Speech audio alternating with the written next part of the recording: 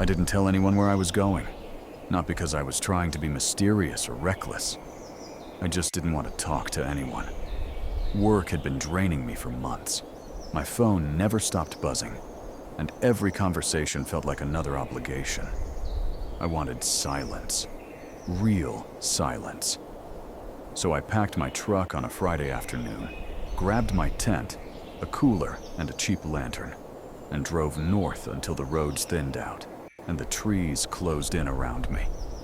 The campground wasn't marked by a big sign or a booth, just a narrow gravel road and a weathered wooden post with faded lettering that said, Clearwater Trail Access. No gate, no ranger station, no other cars. Perfect. I parked near the trailhead and noticed immediately how quiet it was. Not peaceful quiet, the kind where you hear birds and wind, but a heavier kind, like the forest was holding its breath. I shrugged it off.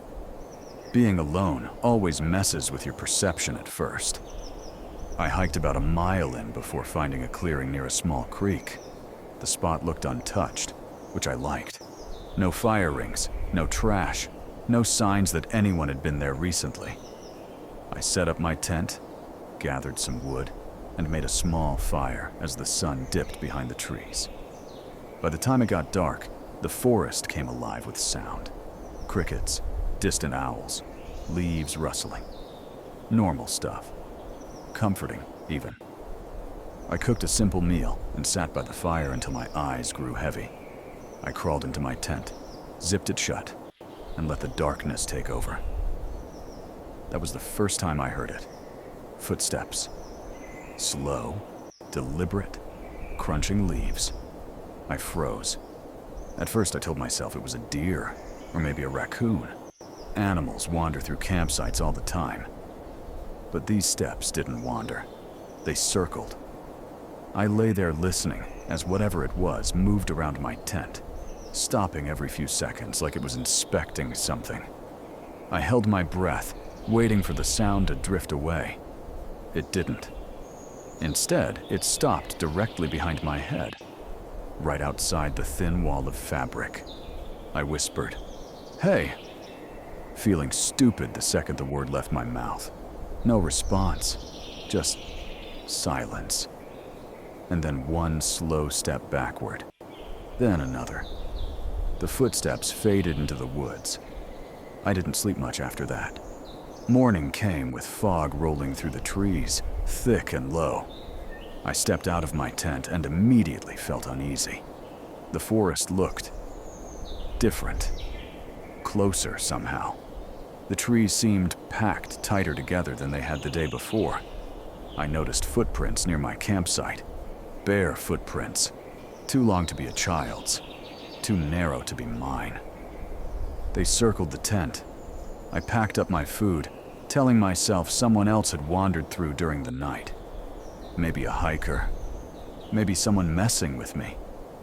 Still, I decided to hike deeper instead of leaving. I didn't want fear to ruin the whole trip. That was my mistake. The trail was faint but visible. I followed it for hours, stopping occasionally to drink water. The forest grew denser the farther I went. The light dimmed, even though it was midday.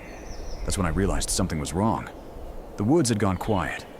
No birds, no insects, no wind. Just my footsteps. And then, another set. Behind me. I stopped walking. So did they. I turned slowly, heart pounding. Nothing. Just trees. I laughed nervously and kept moving, but the feeling of being watched never left. Every time I stopped, the silence pressed in tighter. Eventually, I decided to turn back. I didn't recognize the trail anymore, and my phone had no signal. I retraced my steps, or at least I thought I did. But the landmarks didn't match. After an hour of walking, I came to a clearing. My clearing. My campsite. My tent. My fire ring. Exactly where I had left it. Except something was wrong. My tent flap was open. I knew I had zipped it shut. Inside, my sleeping bag was pulled halfway out, twisted like someone had been lying in it. My backpack was tipped over, its contents scattered across the dirt. And carved into a nearby tree, deep and jagged, were words I hadn't put there.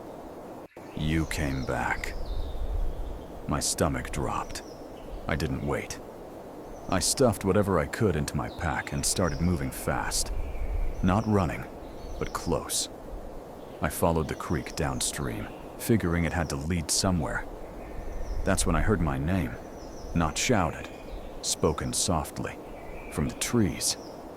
It sounded like my own voice. I spun around, flashlight shaking in my hand. The beam cut through the darkness, landing on trunks, branches, shadows. Nothing else. Then it came again. Closer. My name. Spoke's the way I say it when I'm thinking. I backed away, nearly tripping over a root. My chest felt tight, like the air had thickened.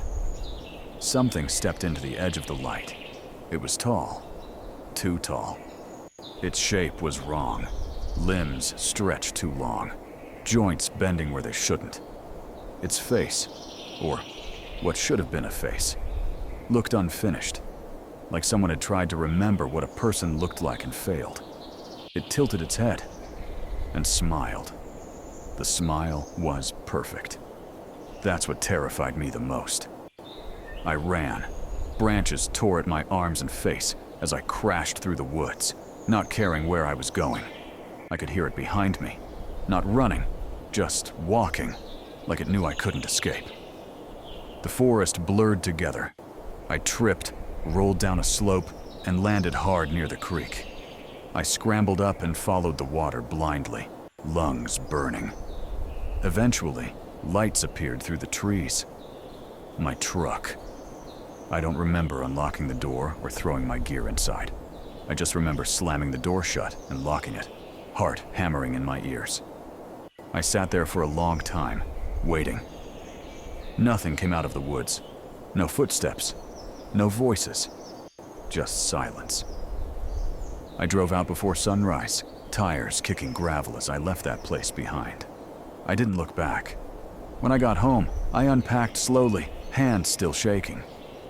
That's when I noticed something in my backpack I didn't recognize. A smooth stone. Carved into it were the same words from the tree. You came back.